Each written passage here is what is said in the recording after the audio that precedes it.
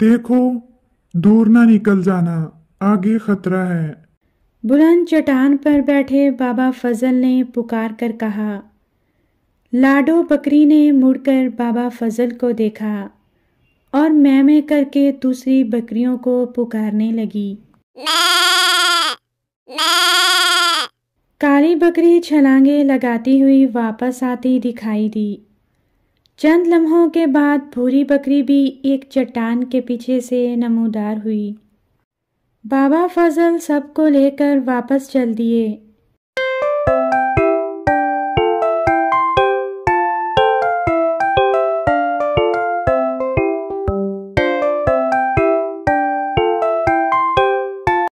ये उनका रोज का मामूल था। सुबह सवेरे बकरियों को ले जाकर जंगल की तरफ छोड़ देते और शाम को लौटते।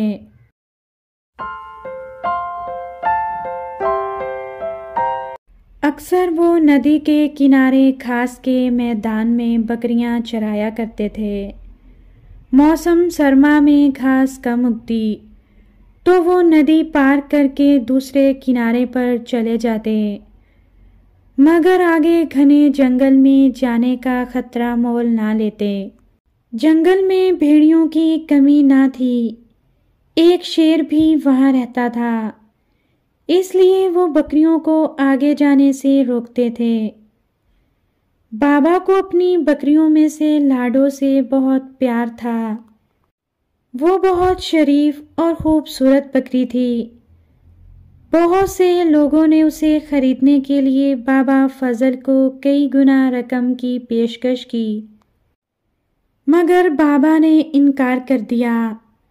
वो लाडो को औलाद की तरह चाहते थे। काली और भूरी बकरियां भी बाबा को बहुत प्यारी थीं, मगर ना वो दूध देती ना ही फर्माबरदार थीं, इसलिए कभी कभी उन्हें डांट भी सुनना पड़ती। जंगल तक तो वो बाबा के साथ चलती, मगर जंगल की हरियाली देखते ही वो चौकड़ियां भरते हुए दूर निकल जाती। बाबा उनके पीछे दौड़ते दौड़ते थक जाते, मगर वो रुकने की बजाय बाबा की इस हालत से मज़ा लेती। शरीर बकरियां आपस में तो यकजान थीं, मगर लाडो बकरी से उनकी बिल्कुल ना बनती। उन्हें इस बात पर बहुत गुस्सा आता कि बाबा लाडो से ज़्यादा मोहब्बत क्यों करते हैं। उस दिन बाबा को दोनों बकरियों पर बड़ा गुस्सा आया। दोनों बकरियां घने जंगल में घुस गईं। उनकी तलाश में दौड़ते दौड़ते बाबा का सांस फूल गया, मगर उन बकरियों का कुछ पता ना चला। बाबा थके थके कदमों से वापस लौटे। लाडो इत्मीनान से नदी के किनारे घास चर रही थी। बाबा वहीं बैठ गए और ठंडी ठंडी आहें भरने लगे। जो जो सूरज ढल रहा था, बाबा फजल की बेचैनी भी बढ़ रही थी।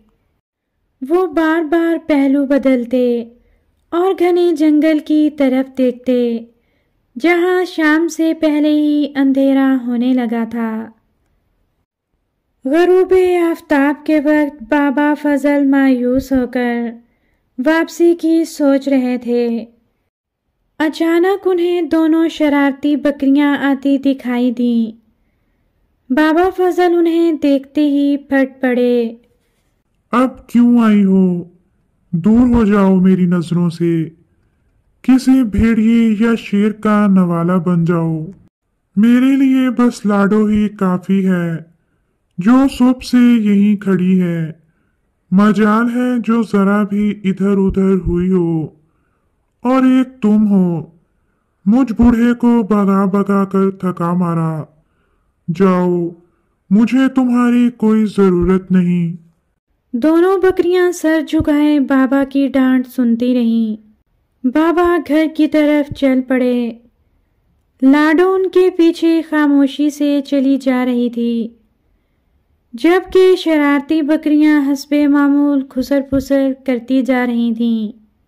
لگتا تھا بابا فضل کی ڈانٹ کا ان پر کوئی اثر نہیں ہوا۔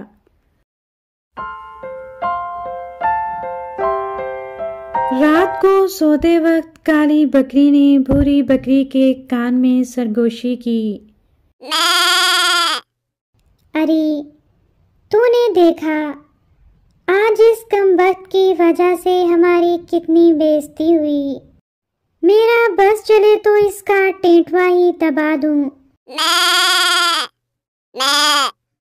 ہاں بہن، لگتا ہے ہم تو بابا کے سوتیلے ہیں، جب دیکھو اس کے ناز نخرے اٹھائے جاتے ہیں، ہمیں کوئی پوچھتا ہی نہیں۔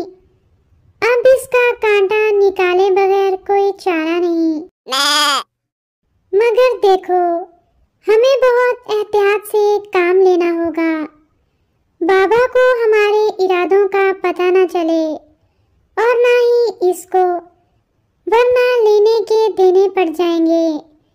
میری مانو تو پہلے اس سے دوستی کرو، اسے اعتماد میں لو، اور پھر موقع پا کر اپنی چال میں اس طرح پھانس لو کہ بچ کر نکل نہ سکے۔ رات کو دیر تک دونوں بکریاں مشورہ کرتی رہیں۔